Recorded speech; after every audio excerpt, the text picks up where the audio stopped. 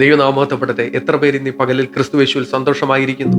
എല്ലാവരും ക്രിസ്തുവേശുവിൽ സുഖവും ശുഭവുമായിരിക്കുന്നു എന്ന് വിശ്വസിക്കുന്നു. അല്പനേരത്തെ ചിന്തയ്ക്കായിട്ട് വിശുദ്ധ മത്തായി എഴുതിയ സുവിശേഷം 24:13 ഇങ്ങനെ വായിക്കുന്നു: എന്നാൽ അവസാനത്തോളം സഹിച്ചു നിൽക്കുന്നവൻ രക്ഷിക്കപ്പെടും. കർത്താവിന്റെ വചനത്തിൽ പറയുന്നത് സഹിച്ചു നിൽക്കുന്നവനെ രക്ഷിക്കപ്പെടത്തുള്ളൂ. ക്രിസ്തീയ ജീവിതം സിമ്പിൾ ലൈഫാണോ? അല്ല, പ്രയാസകരമായിട്ടുള്ളൊരു ജീവിതമാണ്, സഹിഷ്ണുതയുടെ ജീവിതം. അതുകൊണ്ടാണ് കർത്താവിന്റെ വചനത്തിൽ പറഞ്ഞിരിക്കുന്നത് സഹിക്കുന്നവൻ രക്ഷിക്കപ്പെടുമെന്ന്. അതിന്റെ 24:5 വാക്യം മുതൽ താഴോട്ട് കാണുന്നു: ആരും നിങ്ങളെ തെറ്റിക്കാതിരിപ്പാൻ സൂക്ഷിച്ചുകൊള്ളുവിൻ. ഞാൻ ക്രിസ്തു എന്ന് പറഞ്ഞ് അനേകർ എന്റെ പേരെടുത്ത് വന്ന് പലരെയും തെറ്റിക്കും. നിങ്ങൾ യുദ്ധങ്ങളെയും യുദ്ധശ്രുതികളെയും കുറിച്ച് കേൾക്കും. ചഞ്ചലപ്പെടാതിരിപ്പാൻ സൂക്ഷിച്ചുകൊള്ളുവിൻ. അതെ, നമ്മൾ നിർമ്മതരായിരിക്കണം, ഉണർന്നിരിക്കണം. ക്രിസ്തു എന്ന പേര് പറഞ്ഞ് പലരെയും തെറ്റിച്ചു കളയുവാൻ കള്ളക്രിസ്തുക്കൾ വരുന്ന കാലഘട്ടമാണ്. ഇത് അന്ത്യകാലഘട്ടമാണ്. കള്ളപ്രവാചകന്മാർ എഴുന്നേൽക്കുന്ന കാലഘട്ടമാണ്.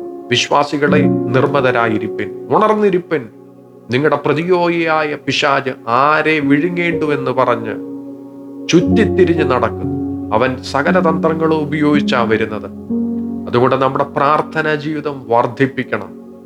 ഏത് ആത്മാവിൽ വരുന്നുവെന്ന് ഇന്ന് പകലിൽ തിരിച്ചറിയുവാൻ തക്കോണം നിങ്ങളുടെ പ്രാർത്ഥനാ ജീവിതം വർദ്ധിപ്പിച്ചാട്ടെ.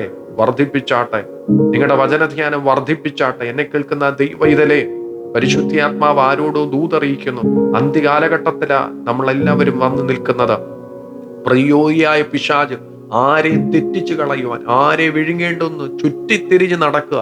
അപ്പോൾ നമ്മൾ നിർമ്മതരായിരിക്കണം, നമ്മൾ വിജിലന്റ് ആയിരിക്കണം, നമ്മൾ അലേർട്ടായിരിക്കണം.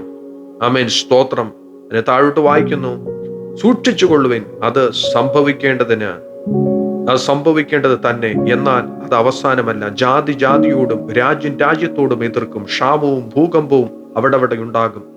എങ്കിലും ഇതൊക്കെയും ഈറ്റുനോവിന്റെ ആരംഭമത്രേ.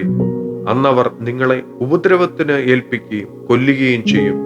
എന്റെ നാമനിമിത്തം സകലജാതികളും നിങ്ങളെ പകയ്ക്കും.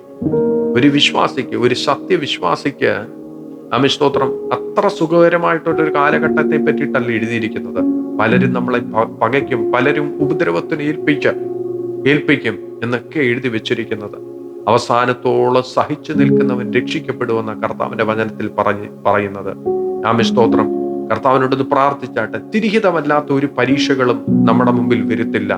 തിരിഹിതമല്ലാത്ത ഒരു മേഖലകളിലും നമ്മൾ ചെന്ന് ചേരത്തില്ല. സ്തോത്രം. പ്രതിയോഗിയായ പിശാച് പല തന്ത്രങ്ങൾ ഉപയോഗിച്ചു വന്നിരുന്നാലും ഒരു യഥാർത്ഥ വിശ്വാസിയെ തളർത്തുവാൻ സാധിക്കത്തില്ല. എത്ര വലിയ പ്രതികൂലം വന്നിരുന്നാലും സ്വർഗത്തിൽ ദൈവം നമ്മുടെ പക്ഷത്തുണ്ടെങ്കിൽ പ്രതികൂലമായി ഒരു സാഹചര്യം നമ്മളെ തളർത്തുവാൻ സാധിക്കത്തില്ല. വിശ്വസിച്ചാട്ടെ. ആ കാഹളം ധ്വനിക്കുമ്പോൾ ഒരു വ്യക്തി പോലും കൈവിടപ്പെട്ടുവാൻ സ്വർഗം ആഗ്രഹിക്കുന്നില്ല. അതുകൊണ്ട് അത്രേ ഇന്ന് ഈ പകലിൽ ഈ ദൂത് കേൾക്കുവാൻ ഇടയായത്. സ്തോത്രം. വിശുദ്ധ ജീവിതത്തിന് പ്രാധാന്യമുണ്ട് ദൈവമക്കളെ. കർത്താവിന്റെ കരങ്ങളിലേക്കൊന്ന് ഏൽപ്പിച്ചു കൊടുത്താട്ടെ. അശുദ്ധിയിൽ ദൈവം വസിക്കത്തില്ല. സ്തോത്രം. വിശുദ്ധിയിൽ വസിക്കുന്നത് ദൈവം. സ്തോത്രം. ദൈവത്തിന്റെ സന്നിധിയിലേക്ക് ഒന്ന് ഏൽപ്പിച്ചു പറഞ്ഞാട്ടെ. എന്തെങ്കിലും കറയോ ചുളുക്കമോ എന്തെങ്കിലും ജീവിതത്തിലുണ്ടെങ്കിൽ സ്വർഗത്തിന്റെ ദൈവത്തിന്റെ സന്നിധിയിലേക്ക് ഒന്ന് ഏൽപ്പിച്ചു കൊടുത്താട്ടെ. കർത്താവിന്റെ വരവ് എപ്പോഴെന്ന് നമ്മൾ ആരും അറിയുന്നില്ല. സ്തോത്രം. ഏത് സമയമാണെന്ന് നമ്മൾ അറിയുന്നില്ല. അതുകൊണ്ട് നമ്മൾ അലേർട്ടായിരിക്കണം. ആരും കൈവിടപ്പെട്ടുവാൻ സ്വർഗം ആഗ്രഹിക്കുന്നില്ല. കർത്താവിന്റെ വചനത്തിൽ ഇങ്ങനെ പറയുന്നു: കള്ളപ്രവാചകന്മാർ പലരും വന്ന് അനേകരെ തെറ്റിക്കും. അധർമ്മം പെരുകുന്നത് കൊണ്ട് അനേകരുടെ സ്നേഹം തണുത്തു പോകും. അതെ, സ്നേഹം തണുത്തു പോകും. സ്തോത്രം. ഫാൾസ് ഡോക്ട്രിൻസ് വരാം. അതുകൊണ്ട് ഇതൊക്കെ തിരിച്ചറിയണമെങ്കിൽ നമ്മുടെ പ്രാർത്ഥനാ ജീവിതം വർദ്ധിപ്പിച്ചോണം, വചനധ്യാനം വർദ്ധിപ്പിച്ചോണം. ആരും പിശാചിന്റെ തന്ത്രത്തിൽ വീടുവാൻ ദൈവം ആഗ്രഹിക്കുന്നില്ല. നിർഭയരായിരുന്നാട്ടെ, ഉണർന്നിരുന്നാട്ടെ, ആത്മശക്തിയെ ധരിച്ചാട്ടെ. നമുക്ക് കണ്ണുകളെ അടയ്ക്കാം, പ്രാർത്ഥിക്കാം. കർത്താവെ, നൽകി തന്ന അനുഗ്രഹിക്കപ്പെട്ട പ്രഭാതത്തിനായിട്ട് നന്ദിയോടെ സ്തുതിക്കുന്നു. അടിയനെ കർത്താവെ, ഇന്ന് പകലിൽ ഈ വചനം ശ്രവിച്ചുകൊണ്ടിരുന്ന എല്ലാ ദൈവമക്കളെയും അനുഗ്രഹിച്ച് പ്രാർത്ഥിക്കുന്നു. കർത്താവിന്റെ വരവ് ആസന്നമായിരിക്കുന്നു എന്ന് കർത്താവെ ഞങ്ങൾ തിരിച്ചറിയുന്നു. അപ്പൊ ഒരു വ്യക്തി പോലും കൈവിടപ്പെട്ടുവാൻ, നഷ്ടപ്പെട്ടുവാൻ ഇടവരതെന്ന് പ്രാർത്ഥിക്കുന്നു. അങ്ങ് ഞങ്ങളെ ഉപദേശിച്ച് നടത്തേണ്ട വഴി നടത്തിക്കൊള്ളണമെന്ന് പ്രാർത്ഥിക്കുന്നു. കർത്താവിന്റെ ആത്മശക്തിയാൽ ഞങ്ങളെ നിറയ്ക്കണമെന്ന് പ്രാർത്ഥിക്കുന്നു. കർത്താവ്, ഇന്ന് പകലിൽ അടിയനെ ഈ വചനം ശ്രവിച്ചുകൊണ്ടിരുന്ന എല്ലാ ദൈവമക്കളെയും ഏൽപ്പിച്ചു പ്രാർത്ഥിക്കുന്നു. അടിയനുൾപ്പെടെയുള്ള ഒരു വ്യക്തി പോലും കൈവിടപ്പെട്ടുവാൻ, നഷ്ടപ്പെട്ടുവാൻ ഇടവരുതേ. കർത്താവിന്റെ കരങ്ങളിലേക്ക് ഏൽപ്പിച്ച് അനുഗ്രഹിച്ചു പ്രാർത്ഥിക്കുന്ന കർത്താവെ, ഞാനോ കുറയണം, യേശുപ്പനോ വളരെയണം. ഞങ്ങളെ തന്നെ സമർപ്പിക്കുന്നു. ഞങ്ങളുടെ ഉള്ളിൽ കർത്താവ് വർദ്ധിച്ചു വരട്ടെ.